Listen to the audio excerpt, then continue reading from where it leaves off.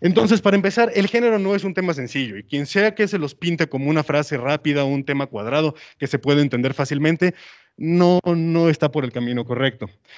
Vamos a entender que primero está en la base del conocimiento, primero tenemos matemáticas, que nos ayudan a entender la física, que nos ayudan a entender la química, que nos ayudan a entender la biología y después de la biología, en la punta de la biología, dentro de, empiezan a entrar todos los temas relacionados con nuestro psique, con nuestro cerebro, nuestras neuronas, nuestra psicología, nuestra interacción social, la cultura, todo eso, todas las ciencias sociales son parte de la biología, nos guste o no, porque pues somos seres vivos.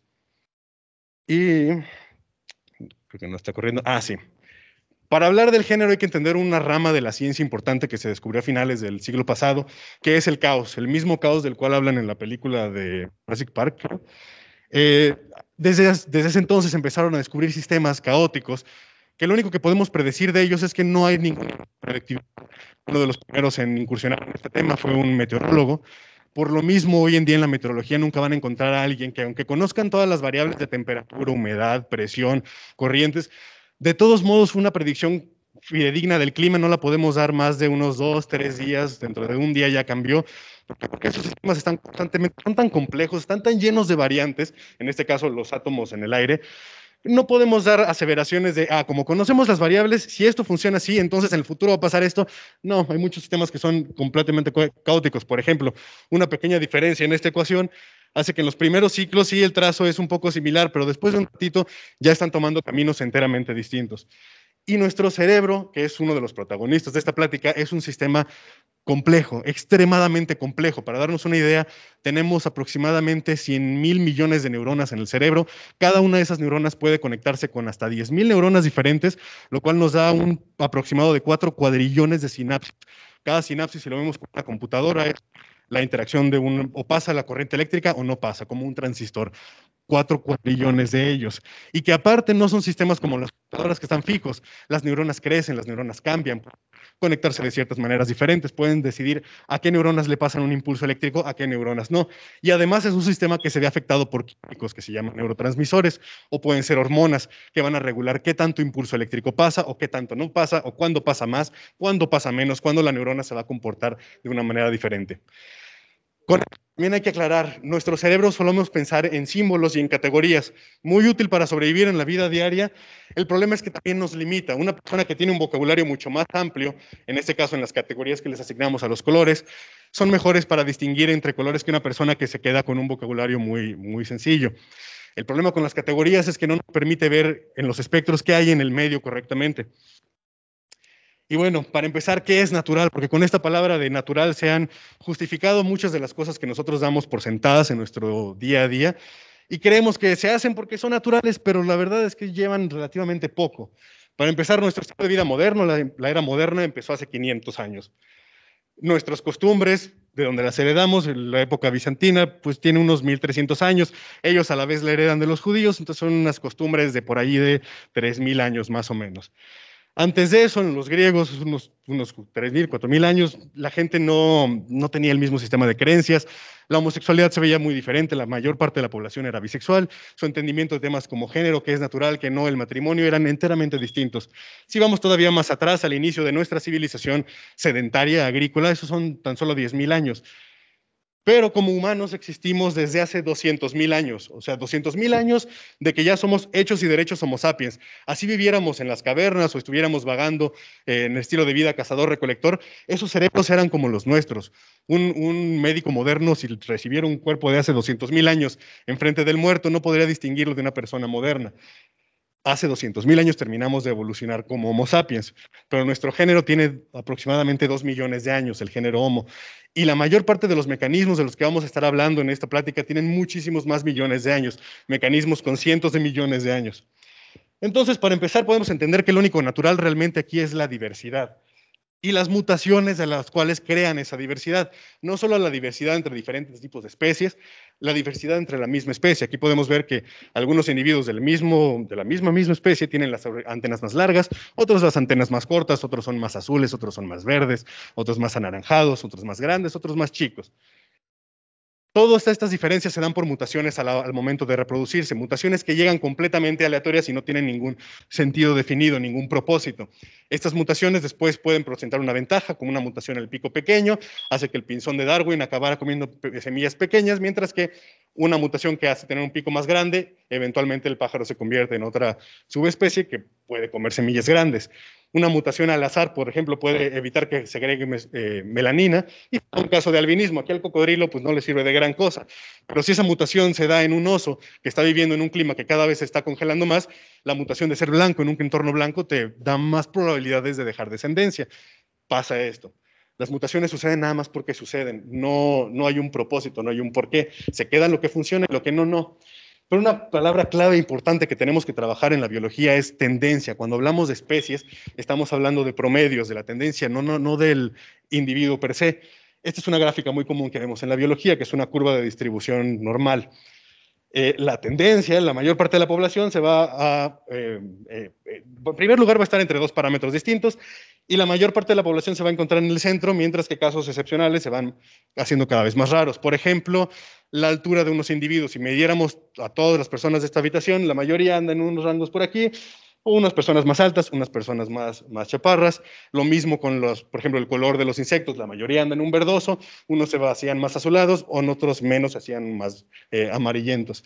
Pero todos varían entre el verdoso.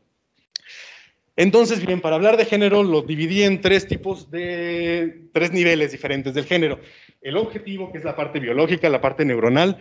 El subjetivo, que es la parte personal, la interpretación consciente de cada persona del género, y el nivel intersubjetivo o el nivel cultural, que es la realidad imaginaria, la conciencia colectiva.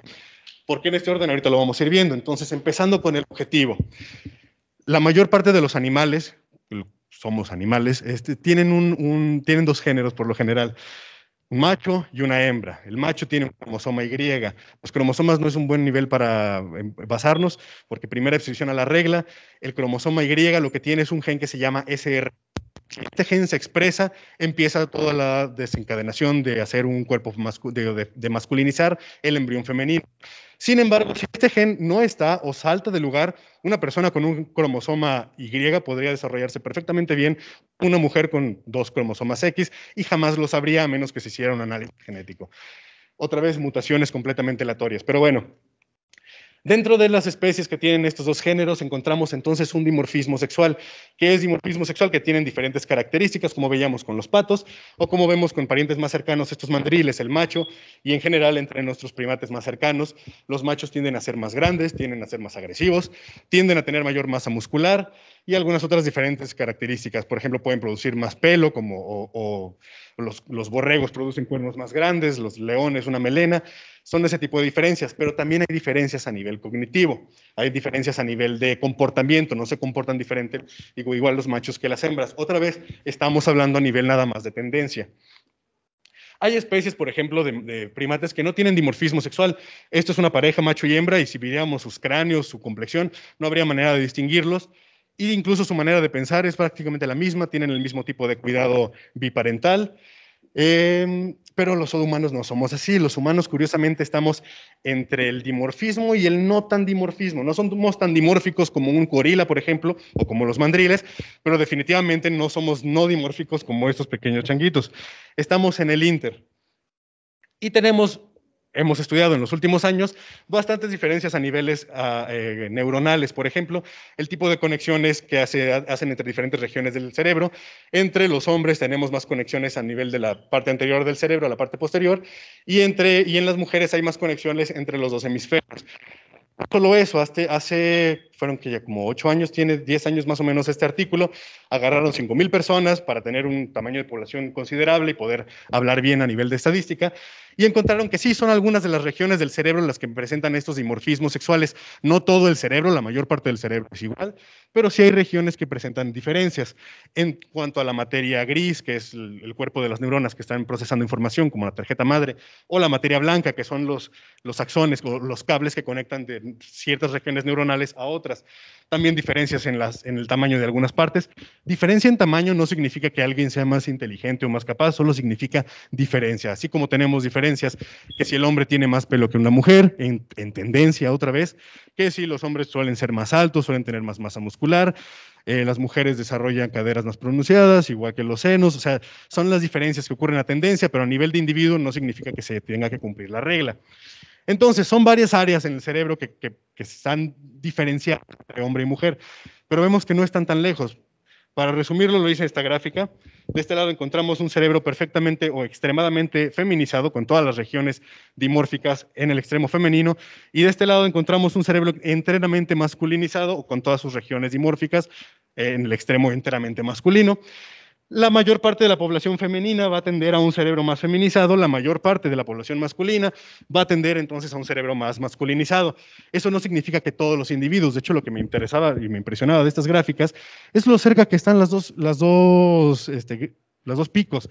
Es decir, hay muchísima gente dentro de este espectro. Y es que siempre hemos habido hombres más femeninos que otros, o mujeres más masculinas. Está el famoso apodo marimacha y amanerado, por no decir palabras más despectivas, pero eso ya vamos a llegar más al rato. El punto es que aquí están, incluso hay casos cuya estructura cerebral está más del otro lado. ¿Por qué se pueden dar estos casos? Bueno, primero nada más para resumir, entonces, el promedio de una mujer va a tener un cerebro que tiende más hacia lo feminizado. Otra vez, esto es un promedio de todas las áreas. Puedes tener un área muy feminizada y tener todas las demás súper masculinizadas, o viceversa. Un cerebro masculino en tendencia va a ser más masculinizada, pero puede haber muchísimos cerebros que sean una amalgama más andrógina de los dos. O sea, vean la cantidad de personas que están justo en el Inter, y otra vez no hay una categoría, no hay una línea que no sea arbitraria, donde podamos decir, aquí ya acaba un cerebro femenino y empieza uno masculino. No lo hay, es un espectro que se divide en esas dos curvas extrañas, pero dentro de las dos tienen que acomodar a 7 billones de humanos y se van a dar una idea de más o menos cómo está el rollo. Una pista enorme que nos dio la neurología de los últimos 10 años más o menos, la disforia de género o las personas trans. Empezáramos a hacer estudios dentro de la neurología de las personas trans y, oh sorpresa, que encontramos que las regiones de su cerebro que tienden a la expresión de género, al dimorfismo sexual, se parecen más al de su identidad de género que al de sus genitales. Es decir, contrario a la creencia popular de que pensamos con nuestros genitales, realmente pensamos con nuestro cerebro. Y si una persona tiene el cerebro de un género y sus genitales no hacen match, podemos asumir que esa persona y su identidad es lo que realmente son y no lo que sea que la gente les quiera asignar. Pero ¿cómo se puede dar este caso? ¿Por qué si tu complexión, si tu cuerpo es tan masculinizado, por qué tu cerebro tendría que seguir otras reglas? Bueno, porque el código genético no es tan sencillo como nos lo hacen creer en biología básica. Este es el dogma de la vida, tenemos ADN, se transcribe y al final termina en una proteína, muy sencillo, no es ni la mitad fácil de entender en realidad. Un pequeño, pero pequeñísimo porcentaje de nuestros genes codifican para proteínas. El resto de ellos son genes como la programación. Son como llaves maestras que deciden si se van a expresar estos genes o estos no, o estos cuándo o en qué cantidad. Como igualito que el código de programación, si este gen se expresa, entonces ahora todos estos se van a expresar y todos estos ya no, y estos sí, y así se van sucesivamente. La mayor parte de nuestro código genético entonces es programación de qué y cuándo y en qué momento se tiene que expresar algo y cuándo no. Y en todos estos genes de programación puede haber mutaciones, como veíamos con la mutación del albinismo, como vemos con las personas que son tolerantes a la lactosa. Eso es una mutación, eso no es normal. Poder digerir lactosa después de los 2 años, 3 años de edad no es normal en el reino animal, es una mutación, salió ventajosa. Y hay una palabra clave, un concepto clave para entender por qué entonces se pueden dar estos casos extremos de diferencias, y son los transposones, descubiertos por primera vez por una científica brillante que se llama Barbara McClintock. Ella a sus 40 años, en 1940, era parte de la Academia Nacional de las Ciencias, cosa que hasta para un hombre blanco en sus 80 años ya es un logro bastante complicado. Esta mujer impresionante se estuvo dando cuenta en una época previa a la biología molecular, previa a los análisis genéticos, se dio cuenta que los genes tenían que saltar, tenían que moverse de un lado de la secuencia a otro, o sus resultados no daban sentido. Se le ridiculizó por mucho tiempo, los genes no se pueden mover, tienen que estar siempre en el mismo sitio, y después descubrimos, no, sí es todo un sistema complejo de proteínas y genética que se llama transposones. Los transposones, véanlo como un barajeo genómico. Muy comunes, por ejemplo, en nuestro sistema inmune, y es que si ustedes ahorita se contagian de COVID o los vacunan contra el coronavirus, eventualmente su cuerpo va a producir anticuerpos específicos para el coronavirus, pero ¿de dónde lo saca? No hay información en nuestros genes que nos diga, así se hace un anticuerpo para coronavirus. es que no los hace conscientemente, los hace al azar. Nuestro cuerpo tiene genes que codifican para hacer anticuerpos, los empieza a revolver con estos movimientos transposónicos, como barajeando los genes, y eventualmente de todas las combinaciones, porque tarda un rato en estar combinando y combinando y combinando, si uno de esos anticuerpos hace match perfecto, entonces el sistema inmune dice, este es el código, esto es lo que vamos a empezar a producir, esto es lo que funciona, a través del puro barajeo aleatorio. Muy útil, pero ¿dónde más, además del sistema inmune, tenemos gran actividad de transposones? En la neurogénesis, o es decir, el momento en el que las neuronas se reproducen o se dividen, existe un barajeo genómico. Y otra vez, no barajeas todo el genoma nada más aleatoriamente, porque si le das a un gen que era importante y ahora ya el gen no sirve, sorpresa, ya te quedaste sin una neurona efectiva y todas las neuronas que vendrían a ser descendencia de la misma. Entonces lo que quieres es barajear nada más ciertas partes, como tuquear la computadora, hacerle pequeños ajustes o modificaciones de cómo va a funcionar o cómo va a procesar esa computadora. Por ejemplo, qué tan susceptible es esa computadora a ciertos químicos, qué tan susceptible es, por ejemplo, a la testosterona.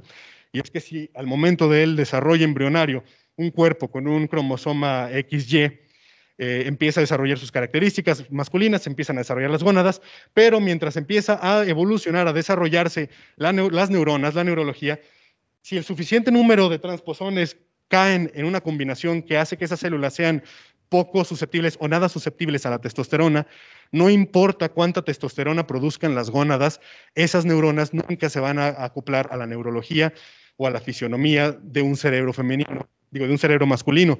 Nunca van a sentir la testosterona, que la testosterona es la que le dice a nuestras células del cuerpo, hagan esto diferente, expresen más pelo, expresen más músculo.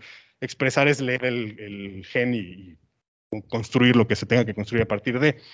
Por eso, citando al doctor Sapolsky, la parte de nuestro cerebro que más tiene que ver con lo que somos es la que menos está anclada a un determinismo biológico de que así tiene que ser. ¿Por qué? Por estos movimientos completamente aleatorios. Si han jugado Catán, saben que si lanzan 2 dados al azar a la mesa, lo más probable que les salga es un 7, porque un 7 se puede hacer con un 3 y un 4, o se puede hacer con un 5 y un 2, o un 6 y un 1. Lo menos probable es que les salga un 2, lo más probable es que menos probable que les salga un 12, más hacia el 7. Otra vez, la misma campana de distribución. Cada vez que su cerebro, que sus 100,000 millones de neuronas se reproducen, están tirando los dados, y si suficientes combinaciones, aunque sean poco probables, caen en esa combinación diferente, pues vamos a tener un cerebro neurotípico. Y por último, todo esto nada más para hablar de que esta es la parte objetiva. En nombre de la parte objetiva se han dicho muchas barbaries. Por ejemplo, hubo una época en la que se hizo un estudio enorme entre hombres y mujeres, niños y niñas de hecho, todos con los mismos niveles educativos, y se determinó que los niños eran considerablemente mejores para las matemáticas que las niñas. La revista Reader's Digest, si no me equivoco, lo publicó como encontramos el gen de las matemáticas, los niños definitivamente son más inteligentes, nada podría estar más lejos de la verdad. Después estuvimos estudiando en serio el tema, se dieron cuenta de que aunque tuvieran la misma educación, pone diferente atención a un niño que a una niña, cómo contestan las preguntas, a quién le das más beneficio de la duda, a quién premias, a quién no le haces caso. Todo eso tiene que ver en el desarrollo de la inteligencia. Otra vez, las diferencias entre hombres y mujeres a nivel neuronal, sobre todo explican gustos y comportamientos, pero comportamientos muy básicos, comportamientos mucho previos a la cultura y a la información que tenemos hoy en día. Comportamientos como cuál es tu comportamiento sexual, activo o pasivo, tu orientación sexual. Hay una región en particular del cerebro cuyo tamaño suele determinar la orientación sexual de la persona. No tiene que coincidir con el resto del cerebro. Y lo mismo para el comportamiento sexual, lo mismo para las neuronas que se encargan de, por ejemplo, arquear la espalda en las mujeres. Son diferencias que no tienen mucho que ver con la inteligencia, tienen más que ver con comportamiento, y otra vez son diferencias, no tenemos que jerarquizarlas. La jerarquización viene en la parte intersubjetiva o la realidad compartida, la realidad imaginaria. Y es que hace 70,000 años empezamos a ponernos bien abstractos con los símbolos que utilizamos, empezamos a crear lenguajes complejos. Y es que pensamos en símbolos y se ponen a pensarlo. La mayor parte de esta conversación, mis palabras no han sido para describir cosas que están aquí en la Tierra, presentes. Son palabras complejas, son símbolos de ideas o de conceptos mucho más avanzados. Si tuviera que explicar la palabra abstracto o la palabra género, tendrías que irte por muchas explicaciones grandes para poder terminar de entender en esos símbolos. Pero nuestro cerebro piensa en esos símbolos, los utiliza para razonar, para entender el mundo que nos rodea. Y si todos los compartimos, entonces genera esta realidad intersubjetiva o realidad imaginaria, como dice Harry, pero que sea imaginaria no significa que no sea real. Por ejemplo, el sistema económico, completamente imaginario. El dinero funciona porque todos queremos la misma Mentira, si quieren, no es mentira, porque sí funciona, funciona porque todos lo creemos. Lo mismo el sistema de naciones, no hay una línea que divida directamente, pero pues no puedes entrar caminando por tus ganas a Estados Unidos sin que te arresten. ¿Por qué? Porque todos creemos en estas verdades. Las marcas, igual cómo funcionan, no importa que antes los rituales eran a la luna y haciendo una fogata, hoy en día son con abogados y firmando papeles. Todos son rituales imaginarios para crear nuevos entes a quienes puedes demandar y no demandar realmente a las personas que están detrás de. Mismas realidades imaginarias, el color rosa es para las niñas, el color azul es para los niños. ¿Es cierto el color tiene género? Pues sí y no, dependiendo de dónde lo veas. No tiene género si lo ves desde el punto de vista del espectro electromagnético, no tiene ningún sentido. Pero si unos mercadólogos descubrieron o describieron que ahora el rosa va a ser para las niñas y el azul para los niños y todo el mundo le seguimos la corriente, pues ahora ese ya es un símbolo que ocupa lugar en nuestra conciencia de con qué reflejamos estas cosas. Del mismo modo que los colores en los partidos políticos, todos pueden entender perfectamente qué representa el color azul, el color verde, al menos aquí en México. Que si el maquillaje es para las niñas y el fútbol es para los niños, y de todos modos, si nos vamos a hace unos cientos de años, encontramos que no había nada más masculino que traer maquillaje y falda y vestidos y medias y pelucas. Eso era lo normal, eran los símbolos masculinos de la época y era lo que los hombres iban a querer acudir para representar su masculinidad en la sociedad. Y es que somos changos sociales, nos gusta compartirlo, necesitamos. Nuestro cerebro nos recompensa con placer cuando la sociedad nos acepta y nos castiga con incomodidad, con ansiedad cuando la sociedad nos rechaza. Estamos hechos para aprender cómo funciona el juego y jugarlo. Y aquí es también donde entra todo el sistema patriarcal, todas las ideas de que los hombres son mejores para esto, que si las mujeres pertenecen a la cocina y a los quehaceres del hogar. No había cocina ni quehaceres del hogar hace 200,000 años cuando evolucionó nuestro cerebro. Estas son ideas nuevas. Pero tenemos ejemplos de otras realidades culturales en torno al género. Por ejemplo, los nativoamericanos ahorita tienen la palabra dos espíritus para referirse a un sinfín de palabras de diferentes dialectos de culturas norteamericanas para las personas que eran bendecidas con la presencia femenina o el espíritu femenino y masculino dentro del mismo cuerpo. Tenemos a los polinesios, que ni siquiera tenían palabras para distinguir entre heterosexual u homosexual. Ellos simplemente amaban a las personas y no había más. O tenemos a las muxies aquí en Oaxaca, incluso en lo que fue Mesoamérica hace tan solo 500 años, el náhuatl contaba con una cantidad impresionante de vocabulario para referirse a diferentes orientaciones sexuales o diferentes identidades de género, pero todas estas palabras fueron reemplazadas por la palabra puto cuando llegaron los españoles y empezaron a criminalizar o ridiculizar este tipo de expresiones alternas. Entonces, ¿el género es algo biológico o es algo cultural? Pues es que es las dos y no podemos deshacerlo. Si quisieras sacar el área de un rectángulo, no puedes no tener los dos lados, ninguno va a ser más importante que el otro. El género es el resultado de la mezcla rara que tenemos entre biología y entre cultura, entre nuestro cerebro y entre nuestra anatomía, y lo que la sociedad nos enseña, el vocabulario que nos dan para hablar de eso. Y el vocabulario es importante. Si a un hombre no le das vocabulario relacionado a la empatía, a la ayuda, a la amistad, a la bondad, y solo le das un vocabulario referente a la violencia, a la agresión, al conflicto, probablemente su cerebro solo va a saber interactuar de cierto modo cuando se presente con un conflicto, justamente. Eso es porque las palabras nos dan cierto nivel de conciencia. Y por último, el nivel subjetivo del género, que es la parte más abstracta. Podríamos estar hablando de si tenemos género, si ya somos conscientes. ¿Por qué? Porque pues al final solo nuestra cabeza y cada quien sabrá en su cabeza cómo interpretamos el género en base a nuestras experiencias, a nuestros traumas, a nuestro vocabulario, a nuestra cultura que nos rodea, a personas de las cuales queremos ser parte, y nuestra misma anatomía neuronal, cómo nos queremos expresar, cómo nos sentimos por dentro. Por eso a mí me parece impresionante el ego de ciertas personas para aseverar con tanta seguridad que ellos conocen sobre el género de otra persona mejor que ellos mismos. O sea, ¿cómo vas a conocer mejor que otra persona lo que pasa dentro de su cabeza? Y por último, estos tres niveles están constantemente interconectándose. Lo que pasa a nivel subjetivo va a afectar lo que pasa a nivel intersubjetivo, y lo que pasa a nivel biológico va a afectar lo que pasa a nivel subjetivo, que a su vez va a afectar el nivel intersubjetivo. Y si bien nuestra neurología no evoluciona rápido, la cultura sí, la cultura evoluciona rapidísimo. Las palabras que creamos, las nuevas definiciones que damos van a moldear nuestro entendimiento del tema, independientemente de lo que pase dentro de nuestras cabezas. Pero lo que pasa en nuestras cabezas va a su vez a afectar nuestro entendimiento del tema y nuestra relación con el mismo. Nada más por dar un ejemplo, un experimento interesante con unos monos Rhesus. la mayoría de los monos machos preferían jugar con juguetes estereotípicamente masculinos, mientras que la mayoría de los monos hembras, las monas, preferían jugar con juguetes estereotípicamente femeninos. Y es que tiene sentido. Las diferencias que hay en tendencia entre los dos géneros han moldeado algunas de nuestras costumbres culturales, pero han moldeado, aquí no hay reglas, en la biología no vamos a encontrar sistemas enteramente deterministas. Y entonces, la parte importante de la presentación, ¿por qué estar hablando de esto? Porque se sigue discriminando, porque se sigue abusando, porque seguimos pensando que es correcto, que solo va a existir un lado del espectro u otro, el rosa o el azul, y cualquiera que quede en el centro está súper debajo de la pirámide de la jerarquía, y los hombres van por encima de la pirámide que las mujeres. Y esto tiene efectos psicológicos negativos en las personas, porque un cerebro puede perfectamente asimilar conceptos incongruentes. Una persona homosexual puede aprender a ser homofóbica, una persona transexual puede aprender a ser transfóbica, una mujer puede aprender a ser misógina, no hay ningún problema. El problema pasa dentro de tu cabeza cuando asimilas estos conceptos y no se pueden dar, o sea, y la ansiedad crónica que conlleva el saber que tu existencia es incorrecta tiene efectos negativos. La ansiedad está hecha para que corras cuando el león te persigue, unos momentos, no para que vivas todo el día con ella.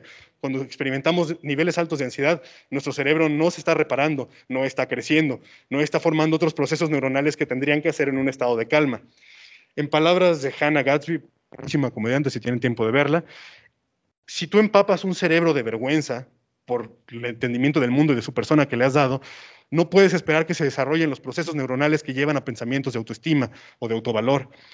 Si nos metemos en temas psicológicos, tiene que haber algo más que explique este nivel de transfobia, de homofobia, de misoginia. Y es, como veíamos, la gran mayoría de la población va a tener un lado femenino y un lado masculino a su vez. Raros son los casos, como veíamos en la gráfica, de un cerebro hipermasculino o hiperfemenino. Son minorías insignificantes entre la población. Digo, sí los hay, bien por ellos.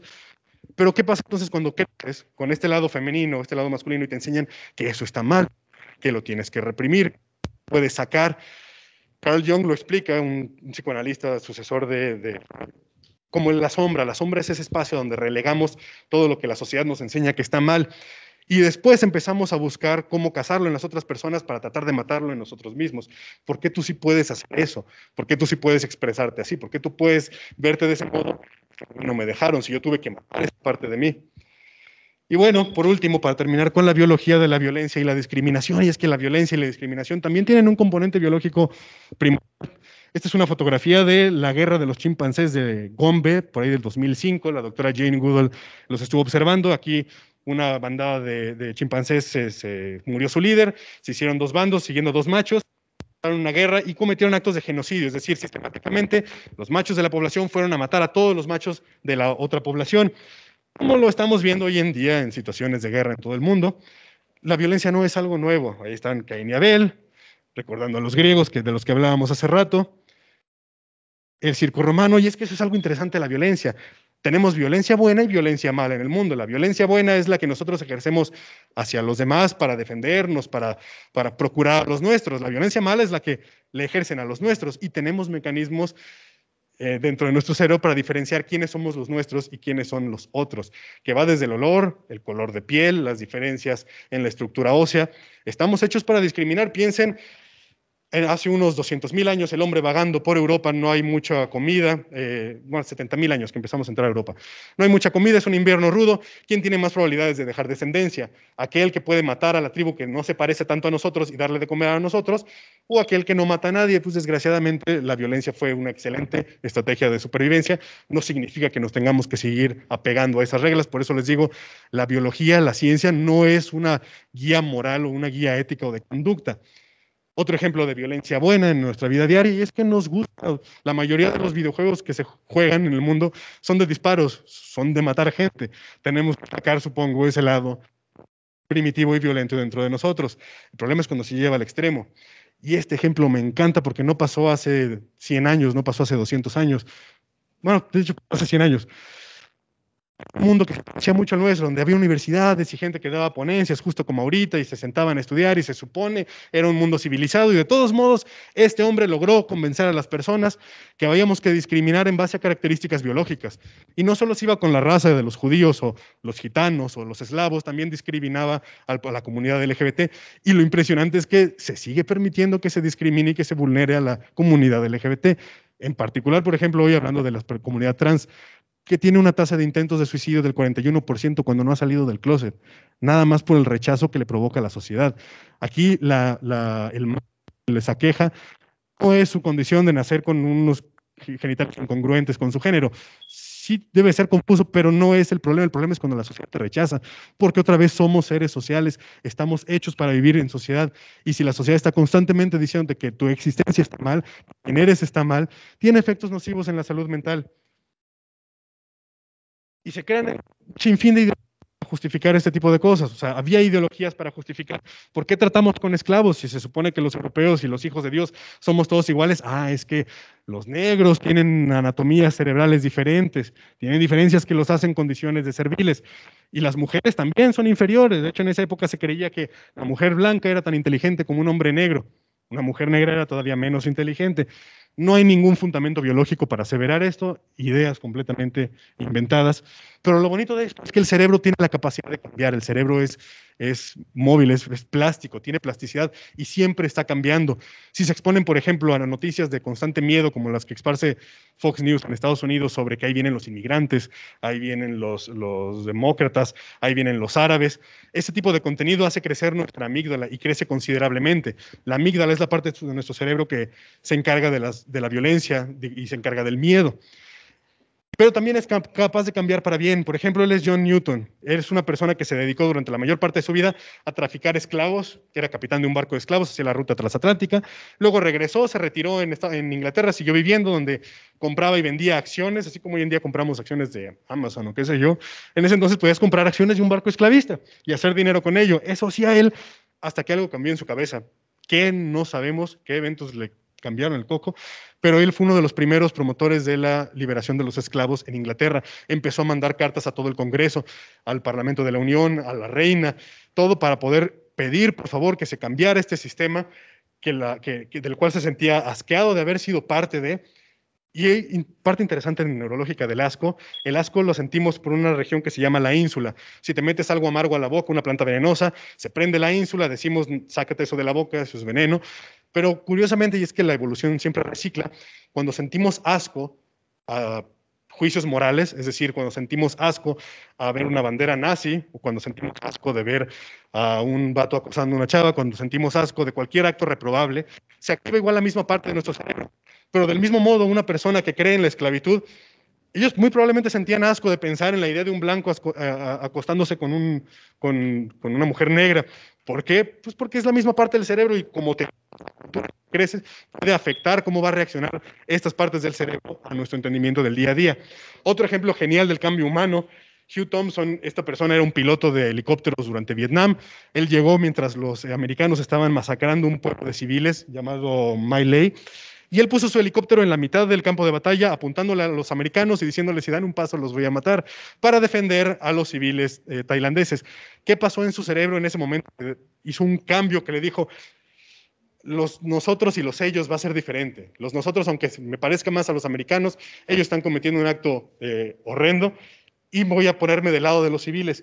El cerebro humano puede cambiar. Y para terminar la plática y citar al doctor Sapolsky, no es que aquel que no estudia la historia está condenado a repetirla, es que aquel que no estudia la historia y la ciencia del increíble cambio humano está condenado a no ser capaz de repetirla. Y yo le apuesto que nuestra humanidad radica en nuestra capacidad de cambiar, de tomar decisiones que trasciendan nuestra biología, que trasciendan nuestros instintos básicos, que trasciendan nuestra neuroquímica, que vayan en pro de una conciencia y del respeto de otros humanos. Pero bueno, esa es mi opinión. Muchas gracias por su atención.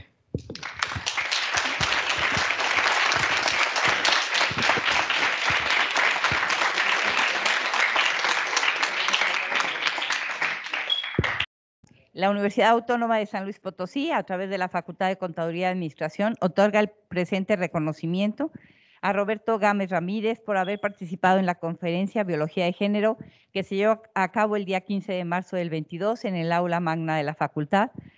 San Luis Potosí, 15 de marzo del 22, siempre autónoma por mi patria Educadé, la maestra Hilda Lorena Borjas García. Muchas gracias. Muchas gracias.